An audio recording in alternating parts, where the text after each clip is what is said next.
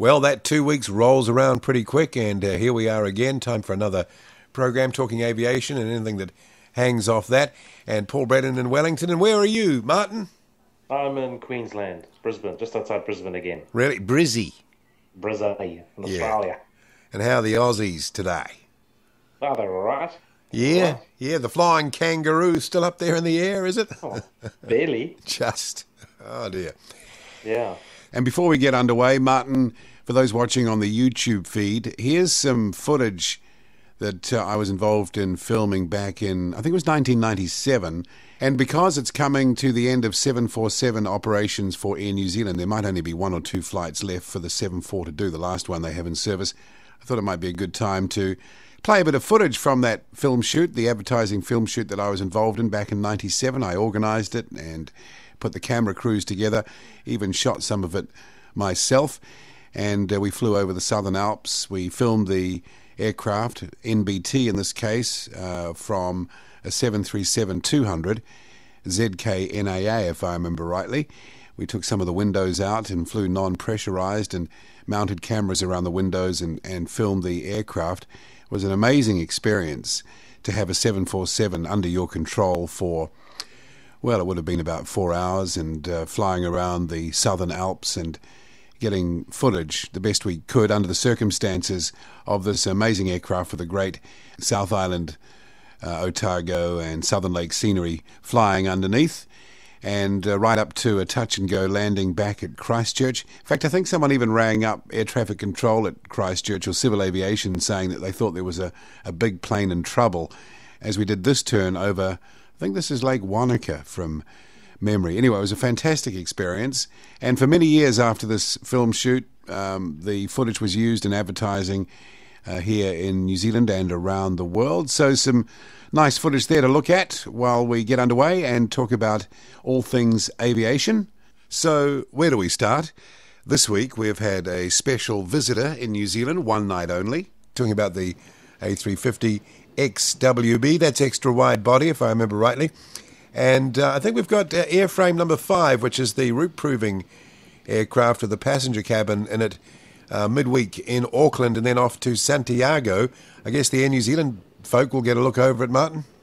I'm pretty sure they will. They wouldn't be going there for nothing. Yeah. Well, of course, Cathay are going to be operating the aircraft, and I believe one of the first routes will be Auckland to Hong Kong. So there's that as well. There you go. And in 5-6 years, maybe less, Air New Zealand's got to be looking at replacing the 777-200s that it's got. So they'd be looking at that as a possibility? Well, they either get some more 789s. The 787's been kicked out of the picture apparently because it can't fulfill the missions, because the range is too short, can't do Trans-Pacific and that type of thing. So I'm pretty sure whether or not Air New Zealand's interested, I'm pretty sure Airbus think they should be, hence the visit. They are an Airbus customer, let us not forget. They are. I read a newspaper report in the Sydney Morning Herald about it, and they took some journalists for a fly around, and they did say it was incredibly quiet. Okay. But we've come to expect that from Airbus, haven't we? Yes, indeed. Yeah. Big overhead bins, very, very quiet, and the windows are bigger than on regular Airbuses. Who are they showing it off to in Australia? Qantas obviously is an Airbus customer operator as well. If they were interested, where would this, not that they've got the money right now, but where would this plug into their system, do you think? Well, I think, Qantas is going to have to do something soon. They're going to have to get rid of all those 747s. The A350-900 is being touted as the ideal 747 replacement. Yeah. And again, Qantas need the range, which the 787-10, although it gives them some of the capacity, cannot give them the same range. Yeah. And Qantas, as I said, Joseph just said, is going to have to do something. What sort of coverage is Qantas getting in Australia right now? I mean, we've been talking about Qantas virtually every episode of our aviation podcast. Is it ongoing big news in Australia, or is it really not too much about it? Not from what I've seen. I think the Aussies are a bit punch drunk at the moment. What with, the national carrier facing all these problems, the car companies closing. I mean, people talk about that a lot. Right. And what they say is, what are we going to do? We've got no manufacturing. The car industry's closed, and Qantas. Qantas does get mentioned, but they don't go into great detail about it. But as a country, they're quite worried. It's interesting. I was at work today talking to the guys, and it came up a couple of times. Air New Zealand have been operating their 787-9 to Sydney, at least once anyway, so I guess they're getting to learn how to use the thing. Yeah, I've got to come back over here a few times over the next few weeks. I might try and schedule a flight via Sydney. Now, last program, of course, we were sort of buzzing on the A330 Neo announcement from Airbus, and now they're talking about the regional A330, the CO and then the Neo being built in China. This is an interesting development, and what do you think that means? That's a big order from one of the Chinese airlines. So part of the deal is we assemble it if we order it? Yes. And why wouldn't you? Of course you do that. They've already got the A320 being assembled there, haven't they? Yes, and it'll be sent over in bits and, assembled in China. Or the last article I read about that, there was even some talk that it would just be a green airframe flown over, and then the complete cabin and environmental systems and that would all be fitted in China. They wouldn't be riveting the plane together as they do with the A320. They'd be finishing it in China. What are they calling it? The A330 RS, which is a 206-ton version. So it's a certified lighter version of the classic, of the current model, optimized for short range. Would assembly in China, though, if they did that, would that make the unit price cheaper, do you think? Well, that's interesting, because there was an article I read where the Americans, Boeing, was saying labor by the hour in that industry is cheaper in America than it is in China, because there's not many qualified technicians and specialists in China. Right. So they actually command a very high price. So the labor component's actually cheaper. Of course, the facilities and everything are cheaper in China. So in the end, they're not doing it because the workers are cheap. They're doing it to get the business. Right. Though if in the future it came down to price points, that's one way to be extra competitive, you'd think. Well, Airbus is going to be in a good situation because they're going to have a factory in America, in the south, Alabama. I think it's in Alabama. Yeah. They're going to have a factory in China and a factory in Europe. So they're going to have 3 manufacturing places around the world. I'm pretty sure they're smart enough to work out where we can send stuff to get it built cheaper at the time and swap stuff around and move it around the world. It's sort of like the way the car assembly world operates in a way, isn't it? Where you've got different assembly sort of hubs literally around the world. And I guess you take advantage of the economic advantages, the advantages of the advantages that each specific, especially if you're distributing into that part of the world. Yeah, then Airbus is well positioned to do that. And you've got Rolls-Royce now have an engine finishing facility in Singapore. Yeah. I think Airbus is onto a good thing because I suspect when they say a large order for a Chinese airline, it's going to be at least 100 planes. MH17, not much to report on that. It seems that the investigators have problems accessing the crash site on a daily basis. Sometimes they're in there, sometimes they're out. The people are still fighting right next door. Bits of bodies still lying around. Not flash, is it? No, not great at all.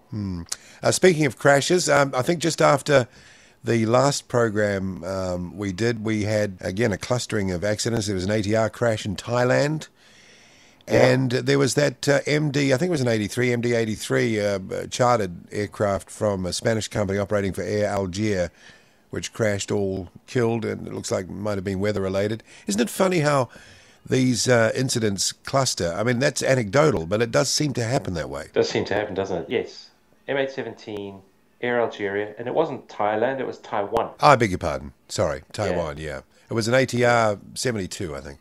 Yeah, Kaohsiung, that's where it went down, yeah. And then it goes quiet, and then we seem to have another cluster again sometime. I'm always wondering, after you hear of an accident or a crash, I'm always wondering when the next one and the next one's going to be in the next few weeks, and there usually is something, so there you go. Yeah, all come together, eh? And Martin, a light plane crash in New Zealand this week, 2 tourists seriously injured, and the pilot died, actually, in a crash in central Otago. It looks like a Piper Cherokee. The plane crashed in central Otago. By the looks of the aircraft, it doesn't look too badly smashed up, but obviously that pilot must have hit his head or something on the landing on the ground. There's no gear down, a wing's missing.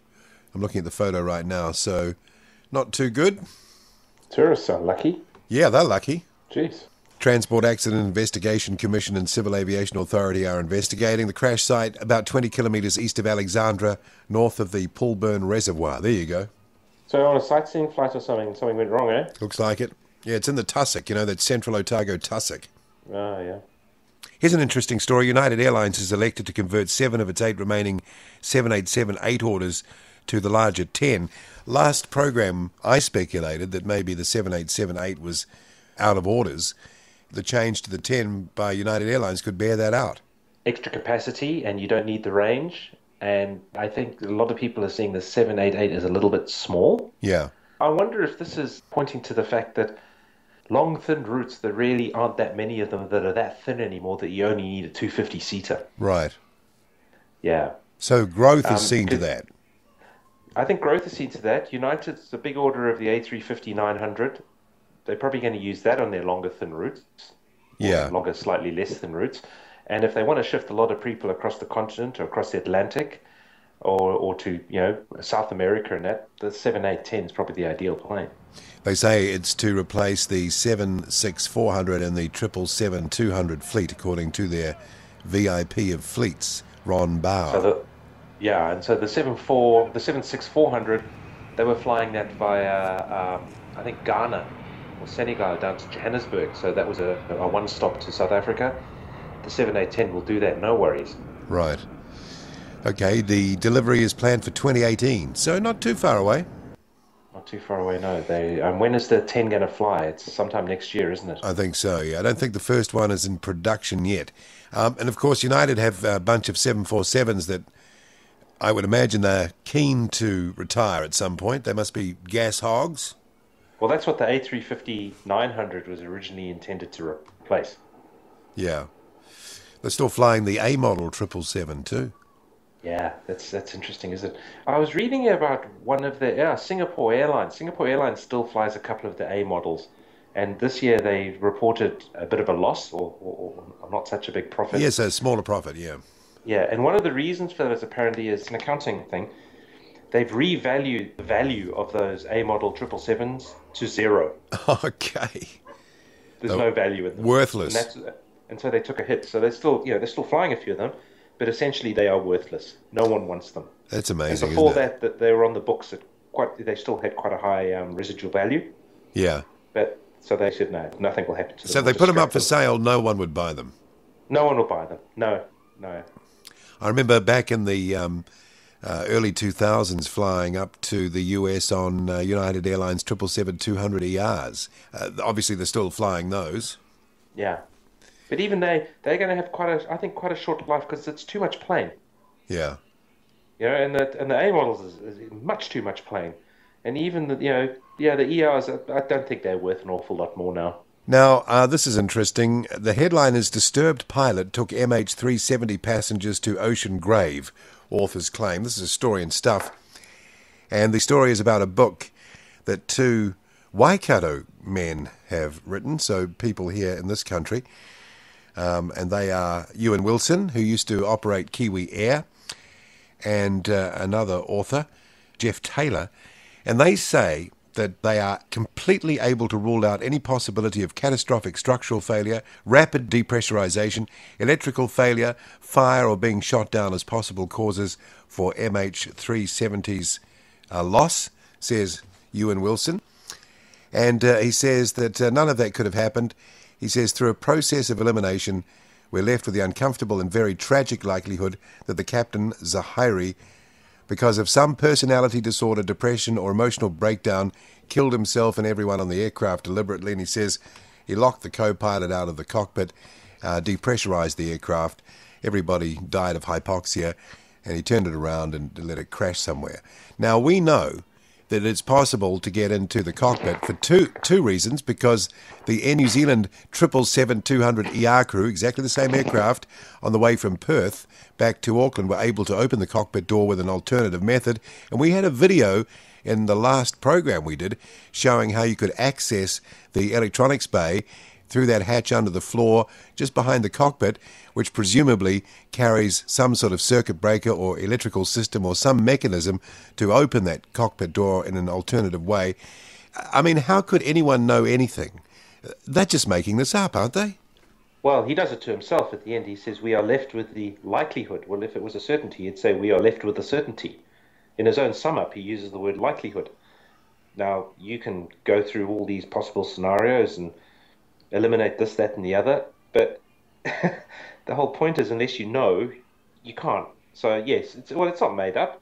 They have followed all the possible trails, but still, at the end of the day, it's only a likelihood.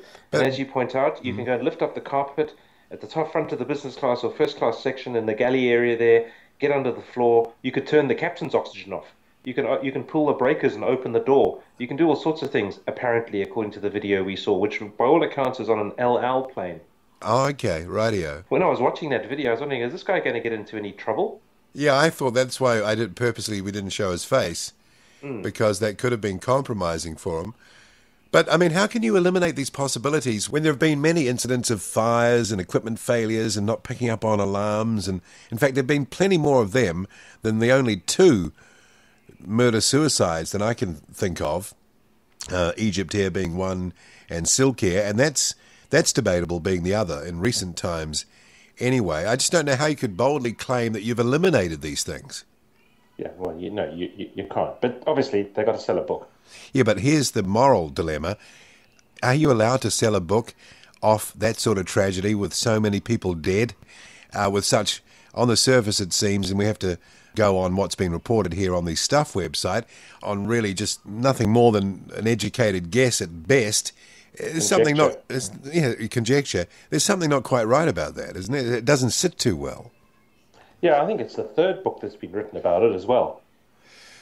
Yeah. So a few people have been doing it, cashing in. I mean, he's probably not going to sell many copies, and it's obviously something that interests him a lot.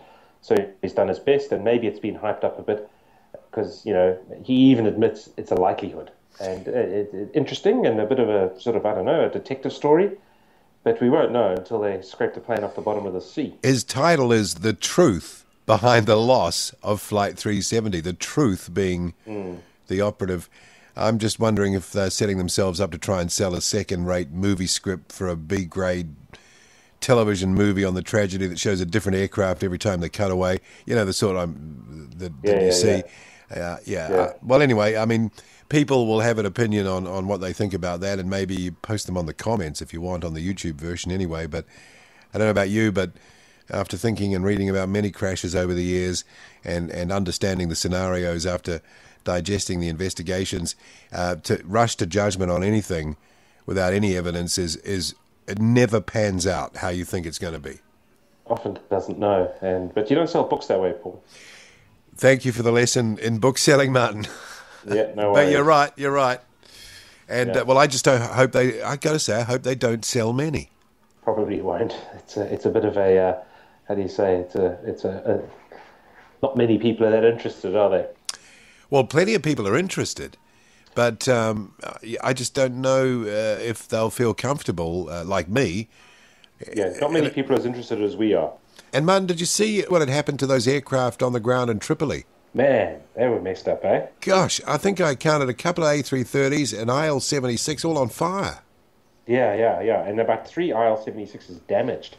Yeah, and there were a bunch of Canadair or Bombardier regional jets, and I think an MD-80 or 82 or 83 or something burnt out as well. They're just the wings and the engines and a bit of the tail. I mean, apparently they got 2 A320s out to Malta just in time.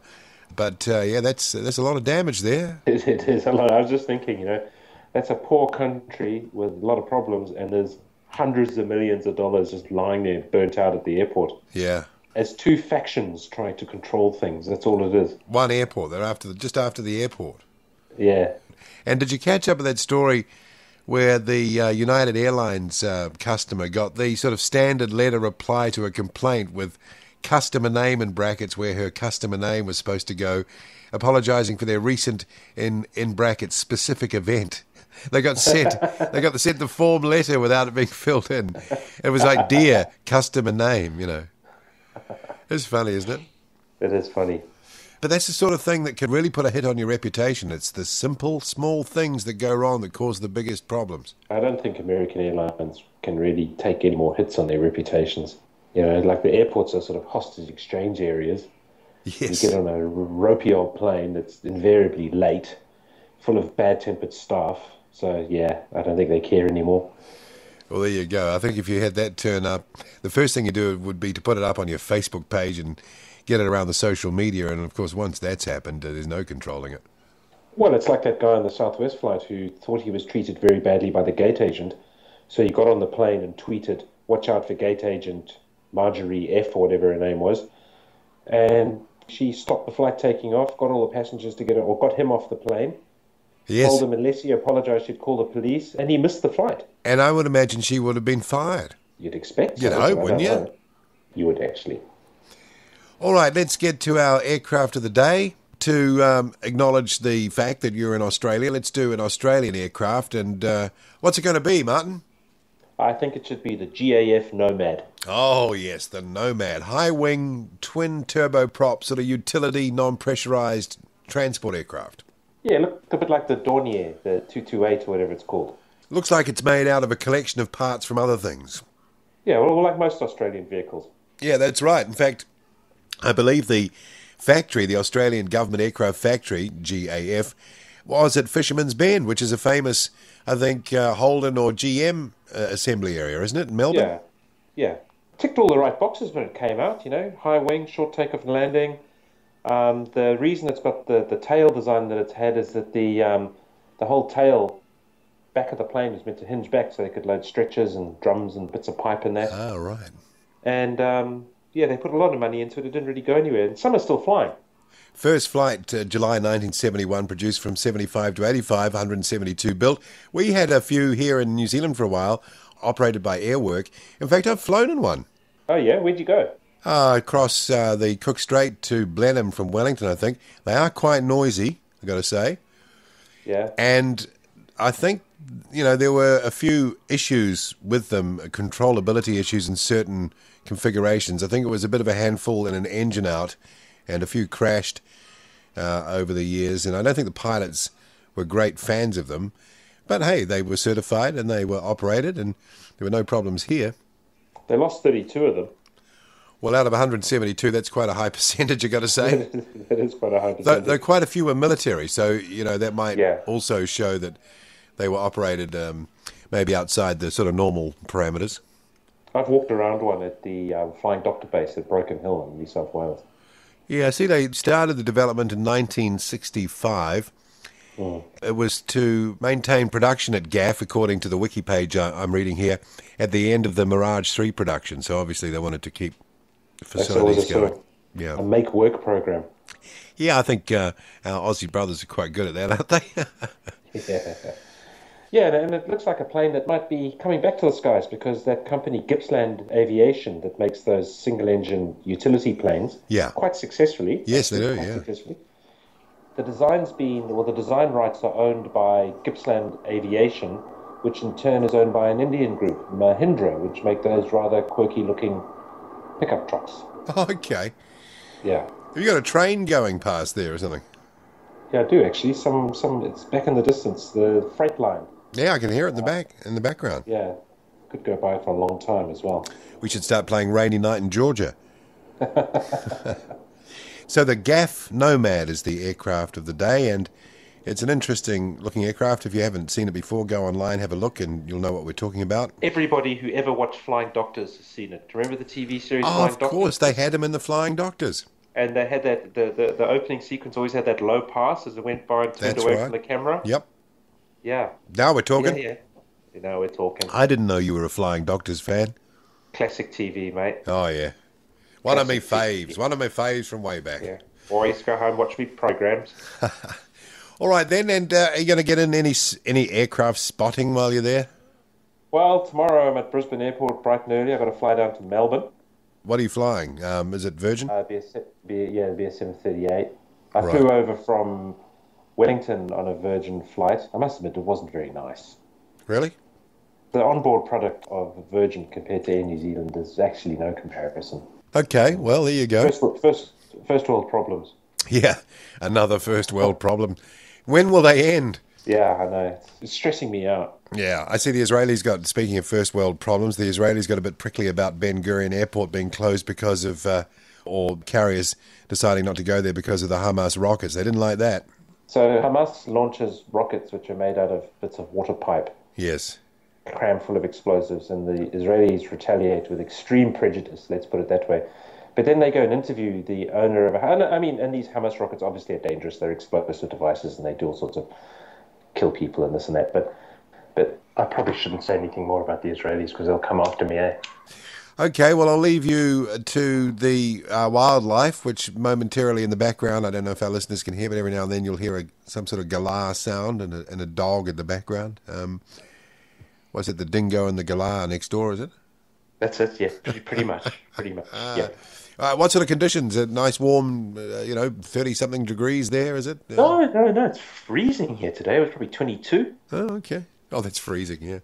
Yeah, and at night it goes down to about. I'm a fair way inland, so at night it probably goes down to about 8 or 9. So yeah, right. Frigid. Okay, well you'll be used to that coming from here. Okay, well that's about it for another fortnight. Our wrap of the last few weeks of aviation from around the world. So it's been Paul Brennan from Wellington and Martin Noakes in the bush in Queensland somewhere. You've gone bush, mate. You've gone bush.